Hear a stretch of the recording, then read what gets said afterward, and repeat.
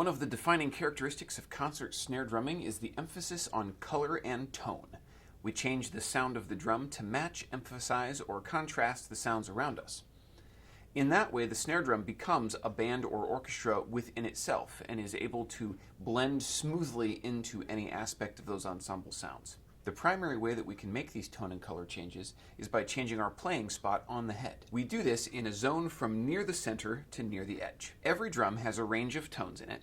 The design and materials of the drum are going to determine exactly what that range is, which is why every drum has its own character. Because I play on a lot of different instruments, and I like to see my tone and color options, I actually mark the heads of my drums to show where these different zones are on each drum. To do this, I mark with very small dashes in a straight line down the head. I don't want the marks to be played on very much, so I keep them very thin, usually with an ultra-fine tip Sharpie or something similar. To make the marks, for example on a snare drum, you make sure your snares are on, and then you start tapping right next to the rim. You're going to hear a thin, plasticky kind of sound with fairly uneven snare response. Keep tapping just like that and move very slowly until you hear the drum warm up a little bit and the snares start to focus. That is the first mark. Keep going, and every time you hear an obvious change, you can make another mark. So there's one, there's one, there's one, there's one, and now I'm about halfway to the center. There's one.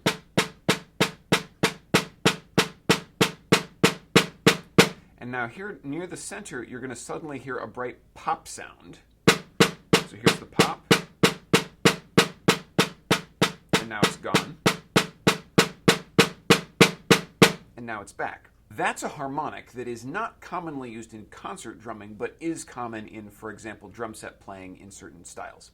So I like to make my last mark just before that zone, where it's still warm and dark, so that I know if I don't go past that spot, I'll never get into that pop zone. At this point, you'll have anywhere from 5 to 9 marks on your head, depending on the drum. If you have less, you should go back and do it again and just move slower. Listen carefully for that ever-changing tone. Now there are 3 spots I make special marks. The first is where the full snare response is closest to the rim. This is to guide my lowest roll sound so it stays smooth. On this drum, that mark is actually the second one back. So if I play a buzz roll right near the rim,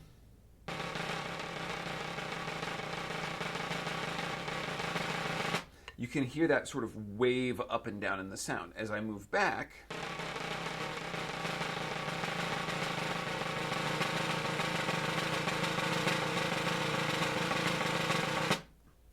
the drum focuses right at that second mark, so I just put a little sideways hash on it. The last spot I mark on the head is that hash line before the center pop sound. I only cross this line in special situations.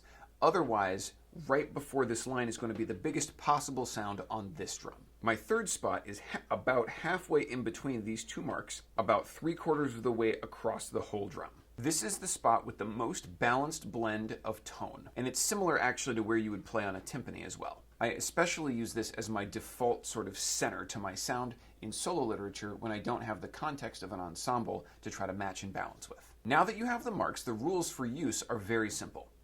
The resonance is going to be light and bright towards the rim.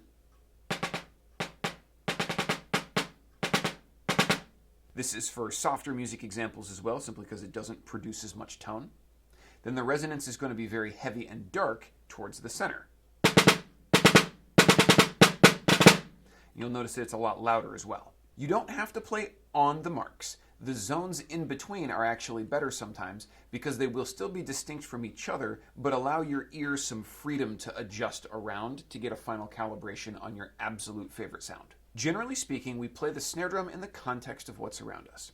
So if you're in a thin texture with bright sounds like woodwinds or high strings, you're going to tend to move towards the rim.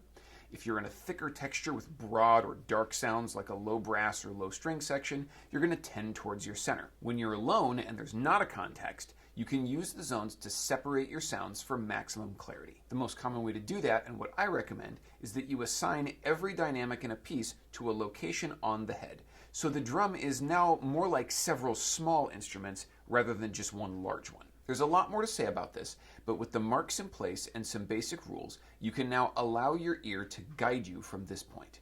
After applying this idea to a couple of pieces, you'll have a good intuitive sense of how to use it further.